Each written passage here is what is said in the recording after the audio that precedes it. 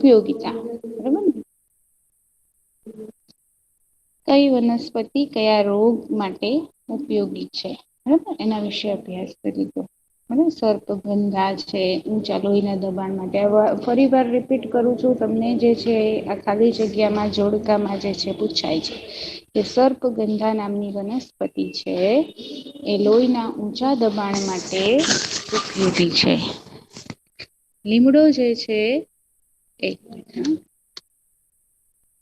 હાલો મારો અવાજ આવે છે બેટા સ્ક્રીન દેખાય છે કે વઈ ગઈ. હા મિસ દેખાય છે. દેખાય છે ને ઓકે. સર્પગંધા જે છે એ લોહીના ઊંચા દબાણ ના રોગની સારવાર માટે વપરાય છે. લીમડો જીવાણુ પ્રતિરોધક તરીકે એક મિનિટ હ પછી તુલસી છે એ શરદી ઉધરસ અને તાવ માટે વપરાય છે. અર્જુન સાદર છે એ હૃદયની સારવાર માટે વપરાય છે. પછી બીલી છે એ તાવ અને કફ દોષ માટે વપરાય છે. ગળો મધુપ્રમેહ અને ડાયાબિટીસ કહેવામાં આવે છે. તાવ અને સાંધાના દુખાવા માટે હરડે છે એ કબજયાત અને વાળ અંગેના રોગ માટે વપરાય છે. આમળા જે છે વાયુ પિત્તને દૂર કરે અને પાચન શક્તિ વધારે છે.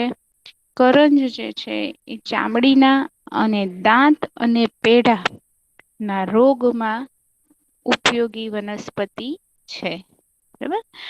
આ ઉપરાંત ખાખરાના પાનમાંથી પતરાળા અને પડિયા બને છે. ખેર ના લાકડા માંથી કાથો બને છે. ખેર ના લાકડા માંથી કાથો બને છે જે પાનમાં નાખીને ખાય છે અને બીજા ઘણી બધી જગ્યાએ કાથો ઉપયોગી છે બરાબર પણ તમે કાથાને ઓળખો એટલા માટે કે જસ્ટ પાન જે લોકો ખાય છે એ પાનમાં એ કાથો નાખે છે જેનાથી મોઢું લાલ થઈ જાય છે બરાબર. તો ખેર ના લાકડા માંથી કાથો બને છે. ટીમરૂ ના પાન માંથી બીડી બને છે. ટીમરૂ ના પાન હોય છે એનામાં તંબાકુ વીટી અને એને દોરીથી બાંધી દેવામાં આવે છે બરાબર. તો બીડી બનાવવામાં આવે છે ટીમરૂ ના પાન પરથી એટલે તમે બીડી જોઈ હશે પીતા ઘણા બધા લોકોને અને એ જે બીડી ના જે ઉપરનું પાંદડા જેવું હોય છે એ ટીમરૂ નું પાન હોય છે.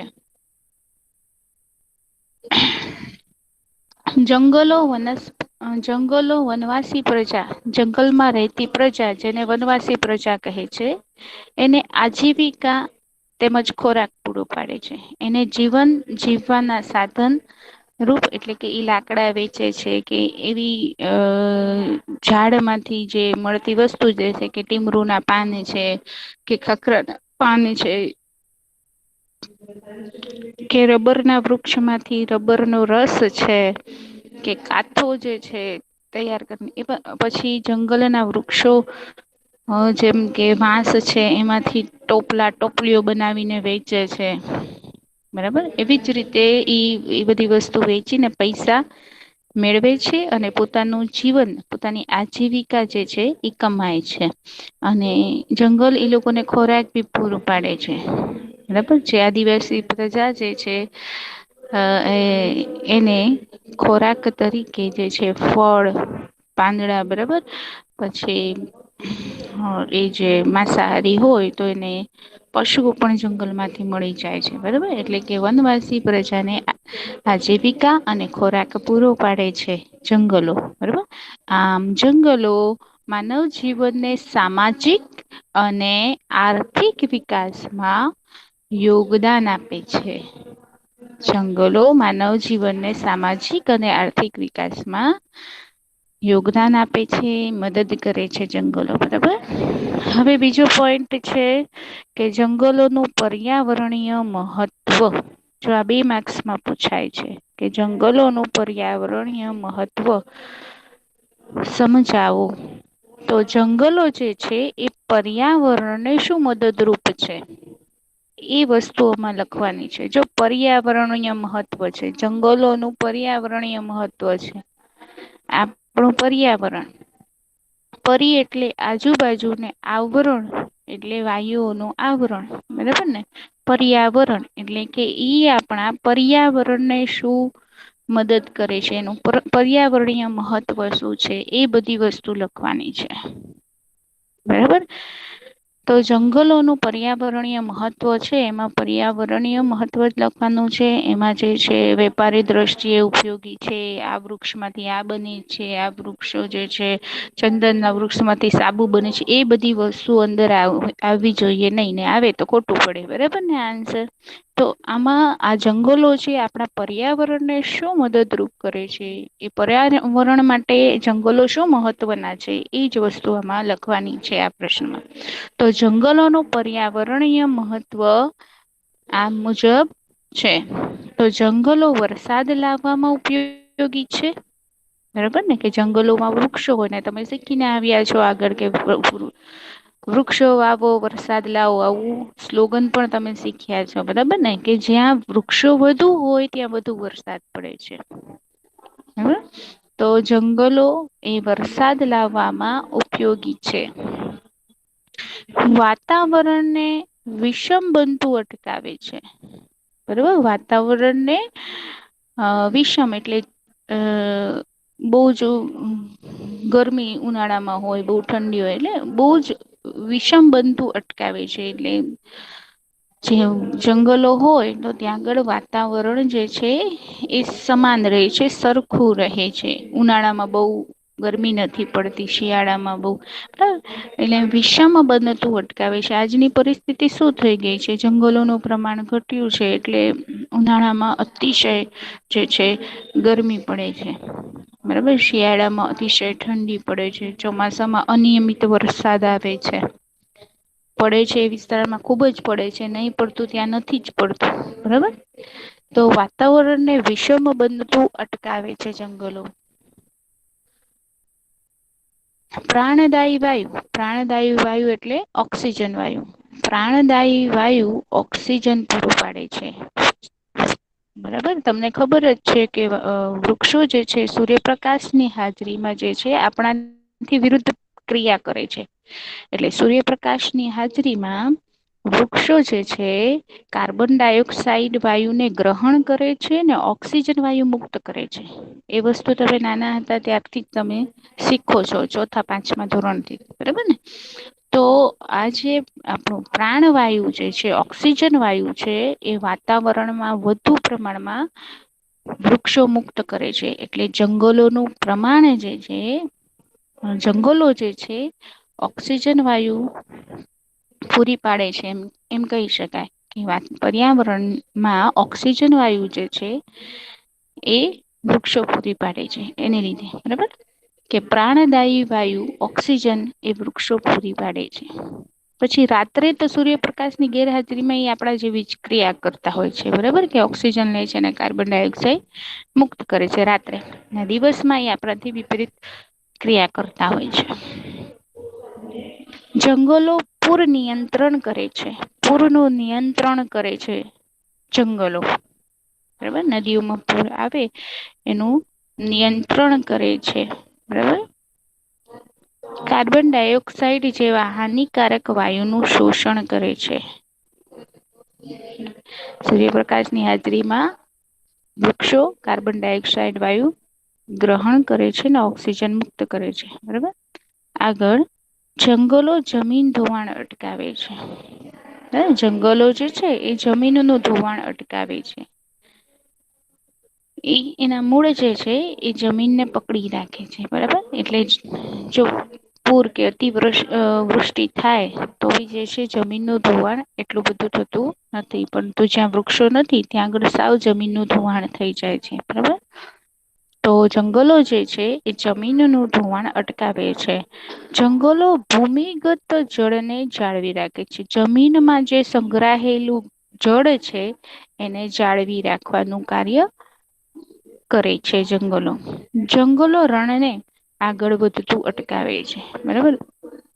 જમીનનું ધોવાણ થઈ જાય વૃક્ષ ન હોય તો બરોબર ને તો એ માટી કેવી થઈ જાય તો ભાઈ એ માટી જે છે પોષણ વગરની થઈ જાય બરોબર રેતી સ્વરૂપની થઈ જાય ને રણ જેવી આપડી જમીન થઈ જાય એટલે જંગલો જે છે એના વૃક્ષો જે છે એ જમીન જે છે માટી જે છે એને પકડી રાખે છે જકડી રાખે છે બરાબર તો જંગલો એ રણને આગળ વધતું અટકાવે છે પરિણામે રણ જે થતું નથી બરાબર રણને આગળ વધતું જંગલો અટકાવે છે હવા પ્રદુષણ ઘટાડવામાં જંગલો ઉપયોગી છે છે આપણે મનુષ્ય એટલી બધી પ્રગતિ કરી છે બરાબર ઔદ્યોગિકરણ અને માનુષ્ય વિકાસ તરફ દોડ મૂકી છે બરાબર એમાં એની પ્રવૃત્તિ દ્વારા ઘણા બધા પ્રદૂષણો થયા છે હવા પ્રદૂષણ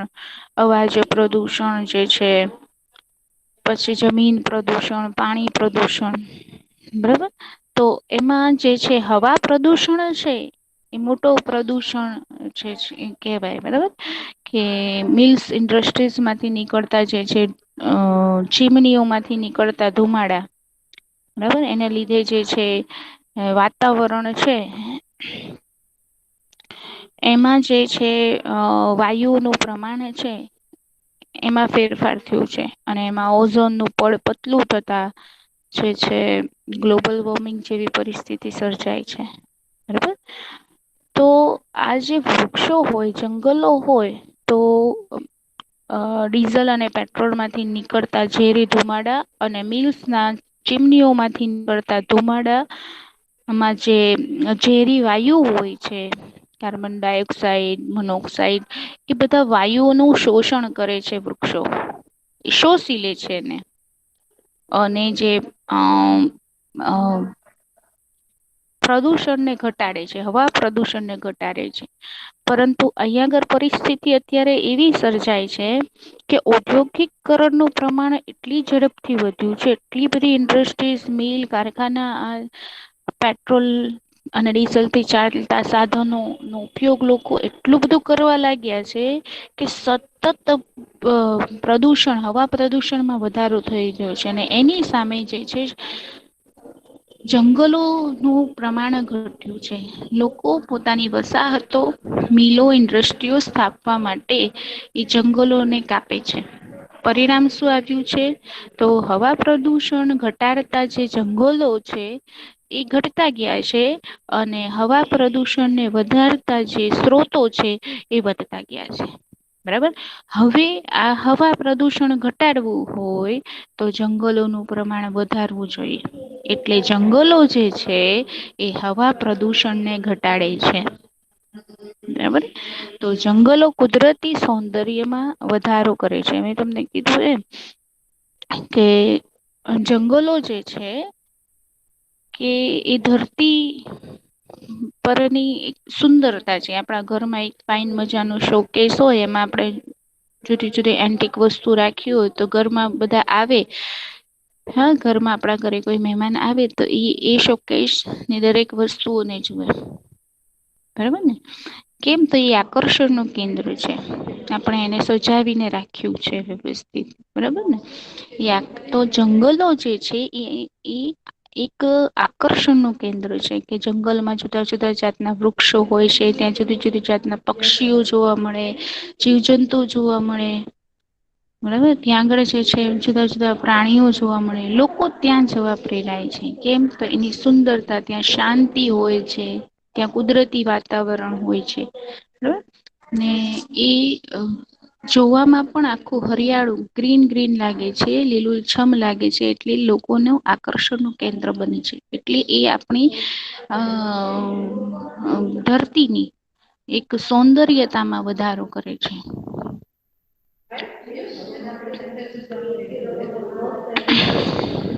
જંગલો હવાને શુદ્ધ કરે છે જંગલો હવાને શુદ્ધ કરે છે અને બીજી રીતે જોઈએ મે ઇન્ડસ્ટ્રી નું સમજાવ્યું એમાં કે એમાંથી નીકળતા ઝેરી વાયુઓનું જે છે જંગલના વૃક્ષો શોષણ કરે છે બરાબર ને તો એવી જ રીતે એ જ એંગલે જોઈએ આપણે તો જંગલો જે છે એ હવાને શુદ્ધ કરે છે. કેવી રીતે શુદ્ધ કરે છે? તો ભાઈ પ્રદૂષણ જે છે, રજકણો જે છે એ ઝાડના વૃક્ષના પાંદડા પર ચોટી જાય છે. એટલે હવામાં જે છે જે ધૂળના રજકણો છે, બીજા બધા ઝેરી તત્વો છે એ ઝાડ પર ચોટી જતા હોય છે. બરાબર. એથી હવા કેવી બને છે? શુદ્ધ બને છે. હવે આગળ છે વન્યજીવ સૃષ્ટિને કુદરતી આશ્રય સ્થાન આપે છે. વન્ય જીવ સૃષ્ટિ છે એમાં બધા જ આવી ગયા. જીવ જંતુ આવી ગયા, પ્રાણીઓ આવી ગયા, પક્ષીઓ આવી ગયા, સરીસૃપો આવી ગયા. બધા જ જીવસૃષ્ટિ છે જેનામાં જીવ છે, જે જંગલોમાં વસે છે, એનું એ આશ્રય સ્થાન છે. બરાબર. જંગલો સાહસિક પ્રવાસ વૃત્તિ માટે આદર્શ ક્ષેત્ર છે. સાહસિક જંગલો જે છે સાહસિક પ્રવાસ માટે. તો અહીંયા આગળ જે પ્રવાસ માટે જે યુવાનો જાય છે કે જેને સાહસિક વૃત્તિ વધારવી હોય છે, જંગલમાં 8 દિવસનું રોકાણ જે છે, ત્યાંની વાતાવરણ સાથે રહેવું. તમે જોતા હશો ડિસ્કવરી ચેનલ પર આવા એડવેન્ચર બહુ બતાવે છે. ત્યાં આગળ સાહસિક વૃત્તિના. બરાબર. તો જંગલોમાં રહેવું, કેવી રીતે રહેવું, રણમાં રહેવું, પર્વતીય વિસ્તાર હિમાલય તરફ રહેવું. બરાબર. એવા ઘણા બધા ડિસ્કવરી ચેનલ પર બતાવે છે એડવેન્ચરમાં. બરાબર. તો જંગલો ઈ જે છે સાહસિક પ્રવૃત્તિ માટે આદર્શ છે. રાષ્ટ્રીય ઉદ્યાનો અને અભયારણો તથા જૈવ વિવિધતાના સંદર્ભે આવા કેટલાક જંગલો આરક્ષિત કરવામાં આવ્યા છે. હવે આરક્ષિત જંગલો જે રાષ્ટ્રીય ઉદ્યાન, રાષ્ટ્રીય અભિયાનો એ આપણે 18મા પાઠમાં ભણીશું. બરાબર. તો સરકારે એવા વિસ્તારોને આરક્ષિત કરી દીધા છે કે જે વિસ્તારોમાં જંગલો છે ત્યાં આગળ સરકારની પરમિશન વગર, એટલે કે એ વિસ્તારના જેને દેખભાળ કરવાનું સોંપ્યું છે એની પરમિશન વગર આપણે આપણું વાહન લઈ અને એ વન વિસ્તારમાં આપણે જઈ શકીએ નહીં. જો આપણે અંદર એન્ટર થવું હોય તો આપણે પરવાનગી લેવી પડે. બરાબર. કે ત્યાં આગળના વૃક્ષ પાંદડા તોડી શકીએ નહીં, એ ગુનો થાય છે. બરાબર. કારણ કે સરકારે એને આરક્ષિત કર્યું છે, એ વન વિભાગ કહેવાય છે. બરાબર. ત્યાં આગળના કોઈ પણ પશુ પક્ષીઓનો શિકાર કરી શકાય નહીં. એવા વિસ્તારને આરક્ષિત વિસ્તાર કહેવાય છે. બરાબર. પછી આગળનો નવો પોઈન્ટ છે જંગલ સંરક્ષણ. વનસ્પતિ જીવન, પ્રાણી જીવન અને માનવ જીવનના આંતર સંબંધોની પરિસ્થિતિ તંત્રનું સર્જન થાય છે. વનસ્પતિ જીવન, પ્રાણી જીવન અને માનવ જીવનના આંતર સંબંધો, એકબીજા સાથેની જે કડી છે, એકબીજા સાથેનું જોડાણ છે, આંતર સંબંધોની જે પરિસ્થિતિક તંત્રનું જે સર્જન થાય છે. બરાબર. તો વનસ્પતિ જીવન, પ્રાણી જીવન અને માનવ જીવનના આંતર સંબંધોથી શું થાય છે? પરિસ્થિતિક તંત્રનું સર્જન થાય છે. પરંતુ માનવની પર્યાવરણ વિરોધી પ્રવૃત્તિ, મનુષ્ય લાલચમાં આવીને કે પોતાની સુખાકારી વધારીને આનાથી વિપરીત પ્રવૃત્તિ કરે છે. દાખલા તરીકે વૃક્ષોને કાપે છે, પશુઓનો શિકાર કરે છે. બરાબર. તો એને શું કહેવાય? તો પર્યાવરણ વિરુદ્ધની પ્રવૃત્તિ. બરાબર. પછી બીજું ઇન્ડસ્ટ્રી સ્થાપવા માટે જંગલોનો નાશ કરે છે. જંગલ કાપીને એ વિસ્તારમાં જે છે કારખાના, મિલો, કંપનીઓનું સ્થાપના કરે છે. તો એ મનુષ્યની જે પર્યાવરણ વિરુદ્ધની પ્રવૃત્તિ કહેવાય કે મનુષ્યની પ્રવૃત્તિથી પર્યાવરણને હાનિ પહોંચે એવી પ્રવૃત્તિને માનવની પર્યાવરણ વિરુદ્ધની પ્રવૃત્તિ કહેવાય. અને માનસિકતા તથા સ્વાર્થ વૃત્તિના કારણે પરિસ્થિતિ તંત્રમાં ખલેલ પહોંચી છે. આ પરિસ્થિતિક તંત્ર છે ને કે જે વનસ્પતિ જીવન, પ્રાણી જીવન અને માનવ જીવનનો જે સંબંધ છે એ જે એકબીજા સાથે જોડાયેલા છે, એકબીજા પર આધાર રાખે છે. બરોબર ને, મનુષ્યને વનમાંથી ઔષધ્ય મળે છે. બરોબર ને, પ્રાણી એને અનેક રીતે ઉપયોગી છે. બરોબર, એ આખી જે કડી છે જેને લીધે એના આંતર સંબંધોથી એક પરિસ્થિતિક તંત્ર સર્જાય છે. એ તંત્રમાં ખલેલ પહોંચે છે, એ કડી તૂટે છે. શા માટે તૂટે છે? તો માનવીની પર્યાવરણ વિરુદ્ધની પ્રવૃત્તિ, એની સ્વાર્થ વૃત્તિને કારણે. બરાબર, એ પરિસ્થિતિક તંત્રમાં ખલેલ પડે છે અને જંગલોના વિનાશ માટે માનવીની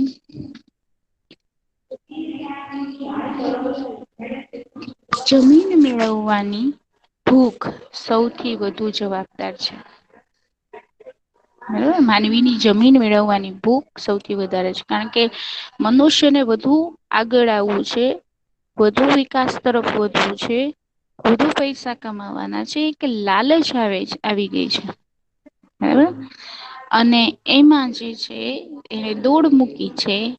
અને માનવીય વસાહતો છે ત્યાં આગળ એને કોઈ કારખાના કે ઇન્ડસ્ટ્રી સ્થાપવા ન દે, એને પરમિશન ન મળે, તો ઈ ક્યાં જાય? એને તો મગજમાં ઠાની છે કે હું આ કરીશ જ. બરાબર, તો એ શું કરશે? તો જંગલ તરફ જશે, જંગલની કાપણી કરશે સરકારની ઓલાથી, અને ત્યાં આગળ શું કરશે? પોતે જે નક્કી કર્યું છે કે ઇન્ડસ્ટ્રી કે મિલ કે કારખાનું ત્યાં સ્થાપશે.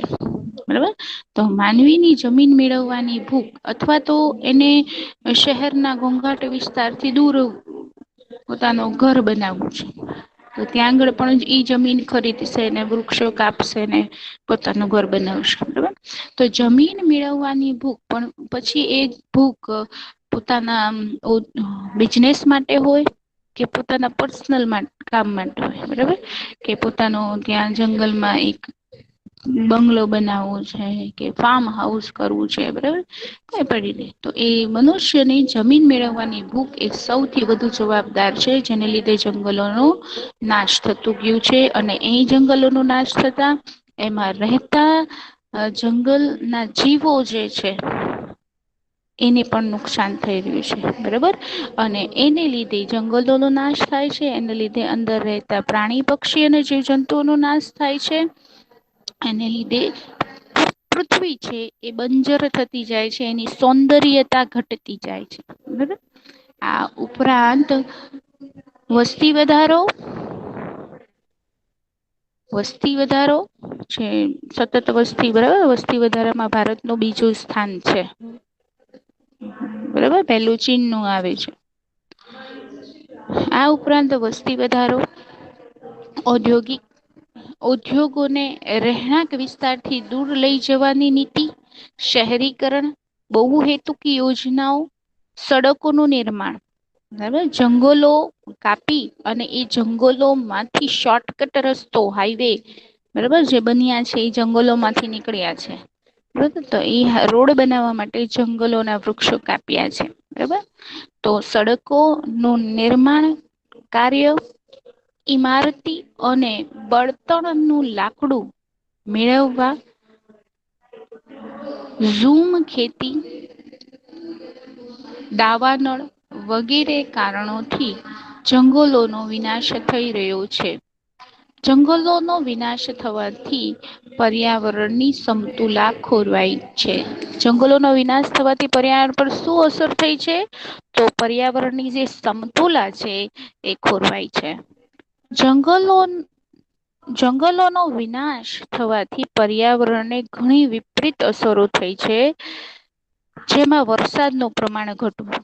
જંગલોનું જે વિનાશ થયું છે પરિણામે શું થયું છે? વૃક્ષો ઓછા થયા છે. બરાબર. તો વૃક્ષો ઓછા થયા છે એટલે વરસાદનું પ્રમાણ કેવું થયું છે? ઘટ્યું છે. બરાબર. દુષ્કાળ, ગ્લોબલ વોર્મિંગ એટલે કે વૈશ્વિક તાપવૃત્તિ, ગ્રીન હાઉસ ઇફેક્ટ એટલે કે હરિત ગૃહ પ્રભાવ, રણ્યકરણ, વન્ય જીવો નિરાશ્રિત થવા વગેરે જેવી પરિસ્થિતિ સર્જાય છે. બરાબર. જંગલોના વિનાશ થવાથી પર્યાવરણ પર શી અસર થઈ છે? તો જંગલોનો વિનાશ થવાથી વરસાદનું પ્રમાણ ઘટ્યું છે. દુષ્કાળ, global warming, green house effect, રણીકરણ, વન્યજીવો નું નિરાશ્રિત થવું વગેરે જેવી પરિસ્થિતિ સર્જાય છે. બરોબર. ઈ તમે એક માર્ક્સમાં તમને સવાલ પૂછી શકે. કે જંગલોનો વિનાશ થવાથી પર્યાવરણ પર શી અસર થાય છે? તો આ બધી અસરો લખવાની. કે વરસાદનું પ્રમાણ ઘટવું, દુષ્કાળની પરિસ્થિતિનું સર્જન, global warming, green house effect, રણ્યકરણ અને વન્યજીવો નિરાશ્રિત થયા છે.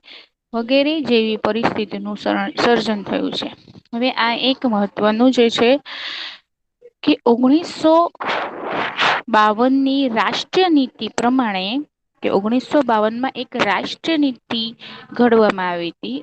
રાષ્ટ્રીય નીતિ માં એ નક્કી કર્યું હતું કે 33% જે ભૌગોલિક વિસ્તાર હોય એમાં જંગલો હોવા જોઈએ.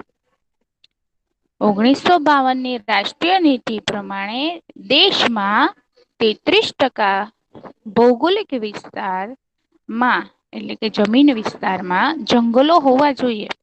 આપણું જે ભારતનો ભૌગોલિક વિસ્તાર છે એ ભૌગોલિક વિસ્તારમાં 33% જેટલો ભાગમાં જંગલો હોવા જોઈએ. બરાબર. એવું નક્કી થયું હતું 1952ની રાષ્ટ્રીય નીતિ પ્રમાણે દેશમાં 33% ભૌગોલિક વિસ્તારમાં જંગલો હોવા જોઈએ. તો ભારતમાં તે પ્રમાણે ભારતમાં આશરે 23% વિસ્તારમાં જંગલો આવેલા છે. ભારતમાં કેટલા ટકા વિસ્તારોમાં જંગલો આવેલા છે ભાઈ? કોણ આન્સર આપશે?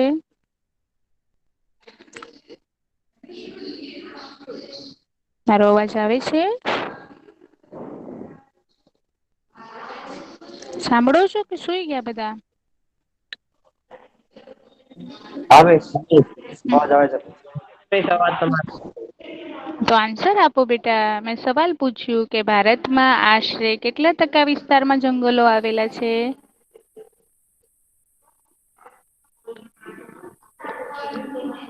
પાંચ મેમ ટકા 23. હે બોલો. 23. 23%. હા આ ખાલી જગ્યામાં પૂછાય છે ભાઈ. 23% ભાગમાં જંગલો આવેલા છે. ભારતમાં 23% ભાગમાં જંગલો આવેલા છે. જ્યારે ગુજરાતમાં જંગલોનું પ્રમાણ ગુજરાતમાં આપણા ગુજરાત રાજ્યમાં આપણે ગુજરાતમાં રહીએ છીએ ને આપણા ગુજરાત રાજ્યમાં જંગલોનું પ્રમાણ કેટલું છે? 10% છે. જો પૂરા ભારતમાં 23% છે. અને ફક્ત ગુજરાતમાં કેટલા ટકા છે? 10% છે. આમ જંગલ વિનાશને અટકાવવા આવશ્યક છે. બરોબર. જંગલોના વિનાશને અટકાવવા એ ખૂબ જ જરૂરી છે. કેમ જરૂરી છે? તો આગળ જે છે આપણે જોયું કે જંગલો જે છે પર્યાવરણને કેવી રીતે અસર કરે છે. બરાબર. જંગલો ન હોય તો શું થાય છે એ આગળ આપણે જોયું. અને તે માટે વન સંરક્ષણ અને વન સંવર્ધન કરવું જરૂરી છે. અને સરકારે એ દિશામાં કાર્ય શરૂ કરી દીધું છે. બરોબર ને એને ઘણી બધી સફળતા મળી છે. અને એ ડિટેલમાં વન સંરક્ષણ અને વન સંવર્ધન આપણે 18મા પાઠમાં ડિટેલમાં આજ ભણવાનું છે. બરોબર. આમ જંગલ વિનાશ ને અટકાવવું આવશ્યક છે અને તે માટે વન સંરક્ષણ અને વન સંવર્ધન કરવું જરૂરી છે. ગુજરાતમાં LUCN international union for convention of natural બરોબર એટલે કે red data book red data book હોય ને એમાં જે છે વિનાશ ને આરે આવતી વસ્તુઓ જે છે ને એના નામ હોય છે એમાં જે છે જે લુપ્ત થતી હોય એવી વનસ્પતિ છે એમાં એના નામ લખવામાં આવે છે અને રેડ ડેટા બુક કહેવાય છે. તો રેડ ડેટા બુકમાં સફેદ ખાખરો ગુગળ નીલ સોટી નીલ સોટી બરાબર સીસમ આમળી અટક હરડે વગેરે જેવી વનસ્પતિને ભય હેઠળની કક્ષામાં મુૂકવામાં આવી છે. બરોબર કારણ કે એ વૃક્ષો જે છે બહુ ઓછા થઈ ગયા છે એનું પ્રમાણ બરાબર અને એ વૃક્ષો જે છે એનું ગ્રો થતું નથી બરાબર એટલે કે એ બહુ ઓછા દેખાય છે. તો એના પર એની કાપણી પર જે છે પ્રતિબંધ મુૂકવામાં આવ્યું છે. અને એને જે છે રેડ ડેટા બુકમાં એના નામ લખવામાં આવ્યા છે કેમ ભાઈ તો રેડ ડેટા બુકમાં એજ વનસ્પતિ ના નામ લખવામાં આવે છે કે જે વનસ્પતિ જે છે ભયજનક સપાટી હોય એટલે કે બહ એનું જે વૃક્ષો ઓછા થઈ ગયો હોય કે જેને આંગળી એ ગણી શકીએ એવા બરાબર તો અહીંયા આગળ LUCN international union for conservation of natural બરોબર એ ગુજરાતમાં રેડ ડેટા બુકમાં એટલે સફેદ ખાખરો ગુગળ નીલસોટી સીસમ આંબળી અટક હરડે વગેરે જેવી વનસ્પતિ ભય હેઠળ છે એટલે ગુજરાતમાં આ વનસ્પતિઓ ની સંખ્યા ઘટી ગઈ છે બરાબર જંગલોના જતન માટેના ઉપાય હવે આટલું બધું જોયું કે જંગલો આપણને આટલી બધી રીતે ઉપયોગી છે. આપણા પર્યાવરણ માટે જંગલોનું ખુબ જ મહત્વ છે એ બધું આપણે આગળ પાઠમાં જોયું હવે આટલું બધું જાણ્યા પછી સમજ્યા પછી આપણને ખ્યાલ આવે છે કે નાના આપડી પૃથ્વીની એક શોભા છે જંગલો અને વૃક્ષો વગર આપણે જે છે જીવી શકીએ નહી કારણ કે પ્રદુષણ વધે આપણને જુદા જુદા રોગ થાય પરિણામે અકાળે મૃત્યુ બરાબર હવા પ્રદુષણ હોય એને લીધે ફેફસા ના રોગ થાય પાણી પ્રદુષણને લીધે જુદા જુદા કોલેરા કમળા જેવા રોગ થાય તો પર્યાવરણની સમતુલા માટે જંગલો અનિવાર્ય છે બરોબર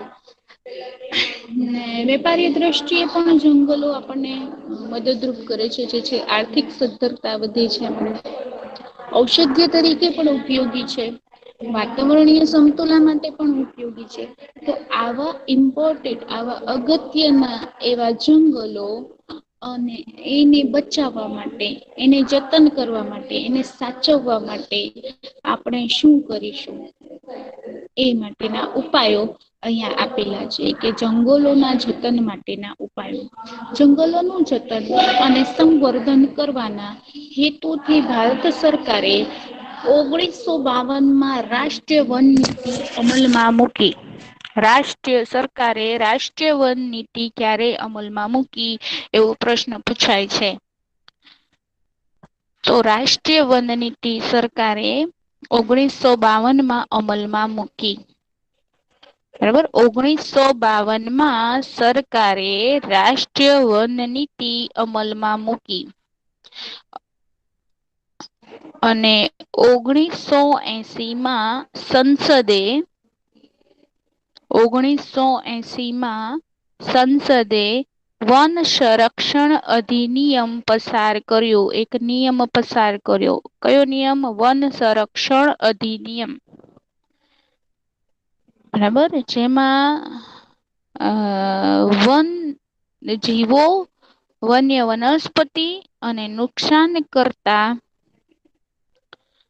કોઈ પણ વ્યક્તિ સામે કાનૂની એક્શન લેવામાં આવશે, કાનૂની પગલો લેવામાં આવશે. બરાબર કે કેમ તો 1980 માં સંસદે શું કર્યું છે? વન સંરક્ષણ અધિનિયમ પસાર કરી દીધો છે. બરોબર, પછી એને નુકસાન કરો વન્ય જીવોને કે વન્ય વનસ્પતિને તો એ ગુનો બને. બરાબર, તો અને પછી 1988 માં નવી રાષ્ટ્રીય વન નીતિ જાહેર કરી. નવી વન્ય નીતિ ક્યારે જાહેર કરવામાં આવી? નવી રાષ્ટ્રીય વન નીતિ, નવી રાષ્ટ્રીય વન નીતિ ક્યારે જાહેર કરવામાં આવી? તો 1988 માં.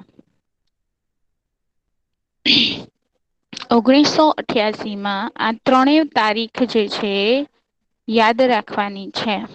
1952 એ રાષ્ટ્રીય નીતિ અમલમાં મૂકી. 1980 સંસદે વન સંરક્ષણ અધિનિયમ પસાર કર્યો અને 1888 માં નવી વન નીતિ જાહેર કરી. બરાબર, 1952 માં રાષ્ટ્રીય વન નીતિ અમલમાં મૂકી. બરાબર, અને એના પછી નવી રાષ્ટ્રીય વન નીતિ ક્યારે થઈ? 1988 માં. અને પહેલી વન નીતિ 1952 માં. નવી રાષ્ટ્રીય વન નીતિ 1988 માં. અને સંસદે વન સંરક્ષણ અધિનિયમ ક્યારે પસાર કર્યો? 1980 માં. બરાબર, એ ત્રણેય તારીખ જે છે એ યાદ રાખવાની છે. જંગલોના જતન માટે નીચે મુજબના ઉપાયો હાથ ધરવા જોઈએ. જો જંગલો નું જતન કરવું હોય તો આ પ્રમાણે કાર્ય કરવા જોઈએ. તો પેલું તો જંગલો એ આપણું રાષ્ટ્રીય સંસાધન છે અને તેનું જતન કરવું એ આપણી નૈતિક ફરજ છે. જો આપણે ભારતના નાગરિક છે, આપણને જેટલા હકો મળ્યા છે એટલી ફરજો પણ મળી છે. બરાબર, તો આપણી ફરજમાં આવે છે કે જંગલો એ આપણી રાષ્ટ્રીય સંપત્તિ છે, સંસાધન જ છે. એટલા માટે ભારતના નાગરિક તરીકે આપણી ફરજ આવે છે કે એનું રક્ષણ કરીએ. બરાબર, ઘણા લોકો શું કરે છે? રક્ષણ તો કરે છે, પરંતુ અમુક એવા તત્વો હોય છે, અમુક એવી વ્યક્તિ હોય છે કે જે ગેરકાયદેસર કામ કરતી હોય છે. બરાબર, ચંદનના વૃક્ષોના લાકડાની ઘણી બધી ચોરી થાય છે ને અવારનવાર જે પેલા છાપામાં આવતું હતું કે આ જંગલમાંથી જે છે વૃક્ષો જે છે ચંદનના એ ચોરી થયા છે. બરાબર ને, તો એમાં શું થાય? એમાં શું થાય? તો જે વન અધિકારીઓ હોય એ થોડાક પૈસાની લાલચમાં શું કરે કે એને સરકાર સુધી એ સમાચાર મોકલે નહીં કે અહીંયા આગળથી આ તત્વો જે છે આ રીતે વૃક્ષ કાપણી કરે છે. બરાબર, તો લાલચમાં આવીને ઘણા વ્યક્તિઓ પોતાની ફરજ બજાવતા ભૂલી જાય છે. પોતે ભારતના નાગરિક છે અને પોતાની ફરજમાં આવે છે કે આ ગેરકાયદેસર છે, ગુનો છે, આને રોકવું જોઈએ. બરાબર, એ થોડા પૈસાની લાલચમાં શું કરે છે? એ સરકાર વિરુદ્ધ નું કામ કરે છે, એ નીતિ વિરુદ્ધ નું કામ કરે છે. બરાબર, તો જંગલો એ આપણું રાષ્ટ્રીય સંસાધન છે. તેનું જતન કરવું એ આપણી નૈતિક ફરજ છે. તેવી સમજ કેળવવી જોઈએ આપણે. વૃક્ષછેદન અટકાવવું જોઈએ. વૃક્ષછેદન એટલે વૃક્ષોની કાપણી. બરાબર, એ ગેરકાયદેસર વૃક્ષ કાપનારને કડક સજા કરવી જોઈએ. બરાબર, ગેરકાયદેસર રીતે વૃક્ષ કાપતા હોય એને કાયદેસર જે છે સજા કરવી જોઈએ. વન મહોત્સવ અને સામાજિક વનીકરણ કાર્યક્રમમાં લોક દારી વધારવી જોઈએ. લોકોને જાગૃત કરવા જોઈએ. લોકો એમાં ભાગ લે. વન મહોત્સવમાં ઈ સામેલ થાય. વૃક્ષારોપણ પ્રવૃત્તિમાં એ ભાગ લે. એવા કાર્યક્રમ કરવા જોઈએ. પડતર જમીન હોય, નદી હોય કે રેલવે સ્ટેશન, રેલવે હોય કે સડકો હોય કે એરપોર્ટ હોય, બરાબર, એની બંને બાજુઓ જે છે એ વૃક્ષો વાવવા જોઈએ. વધુ વૃક્ષો વાવવા જોઈએ. એનાથી શું થશે? તો ટ્રેન નો અવાજ છે કે વિમાન નો અવાજ છે જે ધ્વનિ પ્રદૂષણ કરે છે એ મહત્તમ એ છે એમાં ઘટાડો થશે, વધુમાં વધુ જે છે એનો ધ્વનિ પ્રદૂષણ ઘટશે એ બી ફાયદો થશે.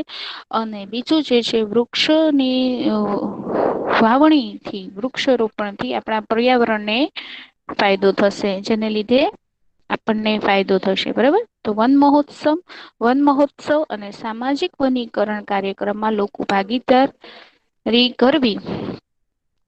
પછી પડતર જમીન હોય, બંજર પડી હોય ત્યાં નદી કિનારે, રેલવે, સડકોની બંને બાજુએ વૃક્ષારોપણ અને વૃક્ષોનું સંવર્ધન કરવું જોઈએ.